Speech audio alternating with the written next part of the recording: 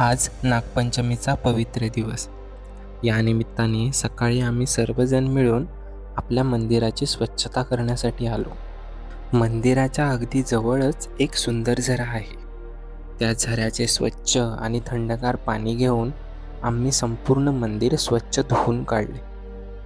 गावच्या मातीचा सुगंध, झऱ्याचे पाणी आणि मंदिराचे पवित्र वातावरण या सगळ्यामुळेच सकाळचा हा अनुभव खरंच मनाला समाधान देणारा होता.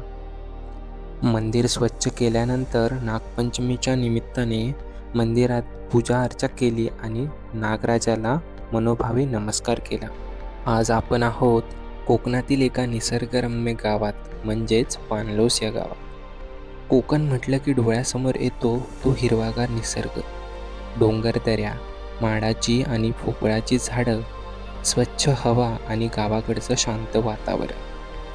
आणि या सगळ्या निसर्ग सौंदर्याचा सुंदर अनुभव घ्यायचा असेल तर पाणलोससारख्या गावाला एकदा तरी नक्की भेट द्यायला. पाणलोस गावाकडे पाहिलं की असं वाटतं जणू काही देवाने या गावाला निसर्गाचा एक सुंदर आशीर्वादच दिला. चहूबाजूनी हिरवीगार झाडं, डोंगरांची साथ, स्वच्छ हवा आणि आजूबाजूला पसरलेली शांतता. निसर्गाने अगदी मनापासून या गावाला सजवले आहे. इथली माती, इथली शेती, माड पोपळीचे झाड आणि पावसाळ्यात सर्वत्र पसरलेली हिरवळ. हे दृश्य पाहताना कॅमेऱ्यात कितीही कैद केलं तरी प्रत्यक्ष अनुभवायची मजा काही वेगळीच. शहरांच्या धावपळीपासून दूर, गोंगाटापासून दूर, इथे फक्त निसर्गाचा आवाज ऐकू येतो. पक्ष्यांचा किलबिलाट, झाडांमधून वाहणारा वारा आणि पावसाच्या सरी. हेच तर आहे आपल्या कोकणाचं खरं सौंदर्य. आजच्या धावपळीच्या जीवनात मनाला शांतता कुठे मिळते?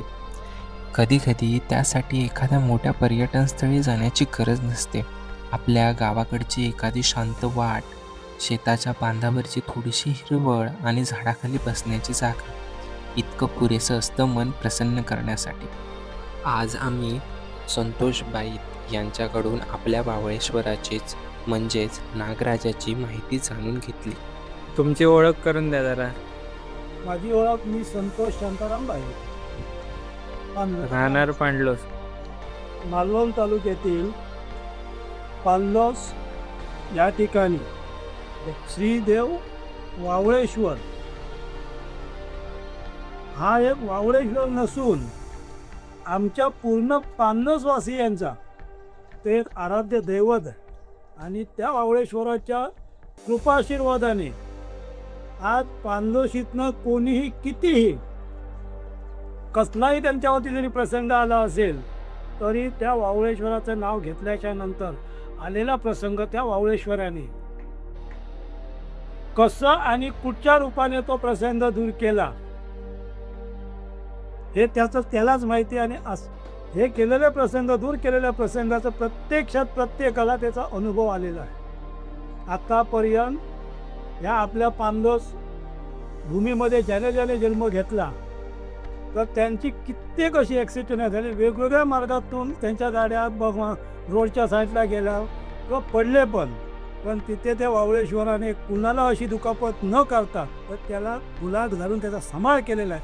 ही घेण्यासारखी त्याची एक महिमा आहे वावळेश्वराची. त्याच्यानंतर आज ह्या मंदिरामध्ये आज मी तर बघतो आहे, मला 49 वर्ष झालेली आहे. त्याच्या अगोदरपासून हे जे वारूळ आहे, हे वारूळ जे आहे त्या स्थितीमध्ये आहे, पण त्या वारुळाची वाढ होते.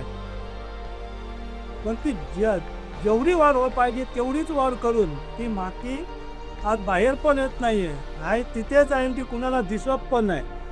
ही त्या वावळेश्वराची कृपा आहे. अशी कृपा आज वावळेश्वराने पुष्कळ लोकांवरती केलेली आहे. आपल्या गावामध्ये दारू चालत नाही आहे, अतिरेक चालत नाही आहे. ज्याने ज्याने वावळेश्वराच्या जीवावरती पैसा कमावला, अतिरेक केला, तर त्याने जे काही देऊन त्याला जमिनीवरती आणायचं काम त्याने केलेलं आहे. म्हणून माझी एकच विनंती आहे की आपल्या पाणलोसवासियांना एकच माझी विनंती आहे, तुम्ही किती पैसा कमवा, किती मोठे व्हा, पण बाबांनो ह्या आपल्या मायबापाला न विसरता तुम्ही त्याच्याकडे ज्या श्रद्धेने तुम्ही बघणार त्या श्रद्धेने तुम्हाला तो जे पाहिजे ते तुम्हाला तो देणार. हेच माझं सांगणं आहे. नवसाला पावतो त्याबद्दल काहीतरी सांगा. आज कित्येक लोकांनी असे इथं जेवू नाही, बाहेरून पण कित्येक लोकांनी काही कारणास्तव आड अडचणीला पण नाही नवस केलेले आहे. पण मला तर वाटत नाही की कुणाच्या नवसाला तो पावला नाही आहे असं मला तर आतापर्यंत वाटलेलं नाही. ज्याने ज्याने नवस केलेला आहे त्यांच्या त्यांच्या नवसाला तो पावतोच पावतो. फक्त माझी एकच इच्छा आहे की नवस करून देव पावणार आणि माझं काम करणार हे करण्यापेक्षा त्या वावळेश्वराकडे श्रद्धेने तुम्ही बघा. श्रद्धेने बघल्याच्या नंतर नवस करण्याची पण गरज नाही आहे.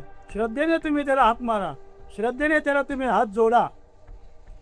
श्रद्धेने केल्याच्या नंतर नवसाचीही गरज नाही आहे. पण आत्तापर्यंत ज्याने ज्याने नवस केलेला आहे त्यांच्या त्याच्या नवसाला तो उभा राहून त्याचं ते काम केलेलं आहे. तो मला नवस फेडणार ह्या उद्देशाने वावळेश्वराने त्याचं काम केलेलं नाही आहे. नवसासाठी त्याने तो पावलेला नाही आहे.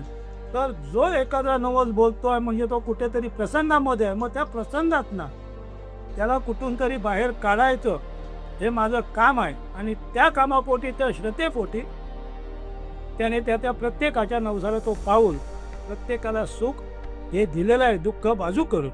म्हणून मी एक विनंती करतो, अजूनही प्रत्येकाने याच्याजवळ श्रद्धेने बघा, श्रद्धेने हात जोडा. अजून एक म्हणजे आता एवढी वर्ष झाली, पूर्वीपासून आजपर्यंत कोणाला काय दंश वगैरे नाही, त्याबद्दल काय म्हणाल? ही आज एक परंपरा आहे. ह्या आमच्या पांडव भूमीमध्ये फक्त ही एक सर्पजात, महाविषारी सर्पजात जी आहे तिच्यापासून आत्तापर्यंत आमच्या या पांडव भूमीमध्ये ज्यांनी जन्म घेतला त्यांनाही आणि जे आज बाहेर गावावरून जे वाटेचे वासूर आहेत त्यांनाही या पांडव भूमीमध्ये आत्तापर्यंत त्या जातीचा आतापर्यंत त्रास झालेला नाही, सर्पदंश झालेला नाही आणि याच्या पुढेही होणार नाही.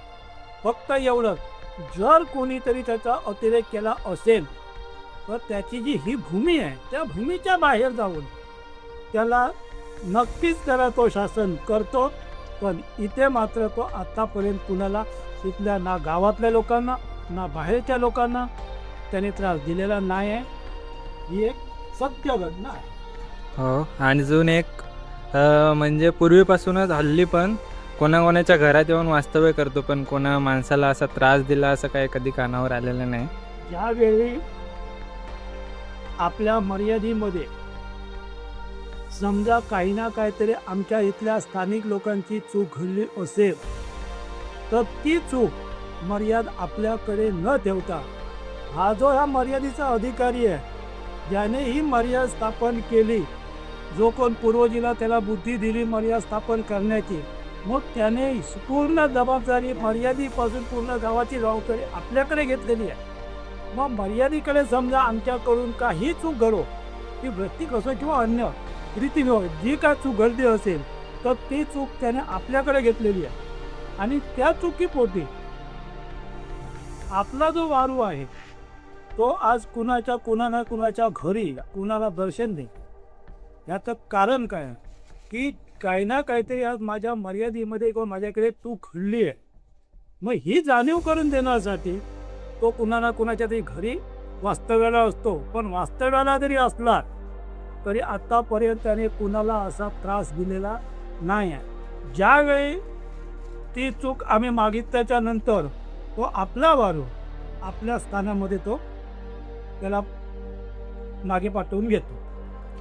शेवट एक, ज्यांना कोणाला इथे यायचं माहिती नसेल तर त्यांनी कसं यायचं आहे? ज्यांना कुणाला माहिती नसेल तर त्याला एकच मार्ग,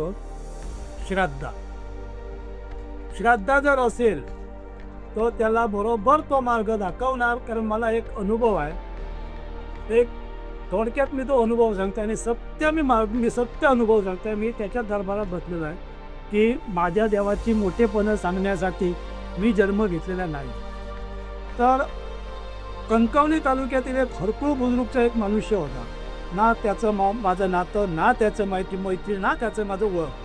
तर मी ज्यावेळी माझ्या सासरवाडी जात असतेवेळी तो योगायोगाने माझ्या गाडीवरती बसला आणि आपली कहाणी सांगत होता.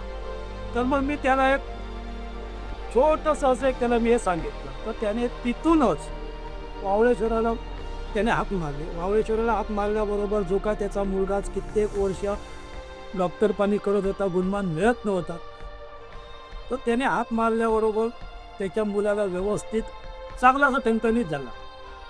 त्याला ना पानलोस माहिती, ना वावळेश्वर मंदिर माहिती, ना गाव कुठे आहे तो माहिती. तर त्याची श्रद्धा कुठेतरी जडली त्याच्यावरती की एक ना एक दिवस तरी त्या मंदिरामध्ये जाऊन त्याच्या चरणाशी मी नतमस्तक होईन, अशी त्यांनी श्रद्धा बाळगली, मनोमनी इच्छा बाळगली. आणि तो बिचारा श्रावणपर्यंत गाडीने येऊन श्रावणवरती येऊन चालत चौकशी करत चालत तो दुपारी 1 वाजता उत्तम सरमाळकर यांचं दुकान आहे तिथे येऊन चौकशी केली. आणि तिथून तो चालत तिथे येऊन वावळेश्वर चरणी त्याने आपलं डोकं ठेवलं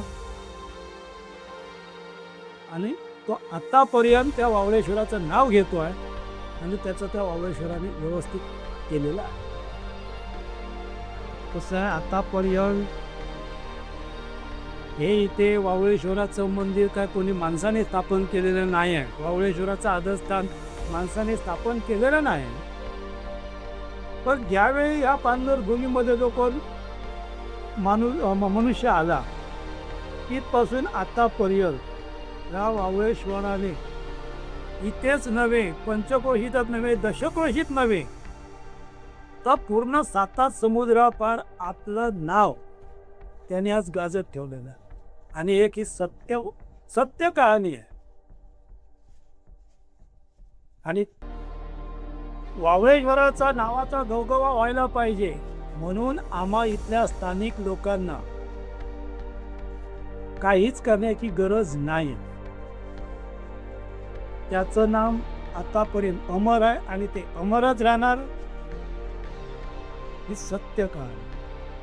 फक्त आम्ही लोकांनी जी त्याची पाळणूक आहे ती पाळणूक मात्र ठेवणं गरजेचं आहे.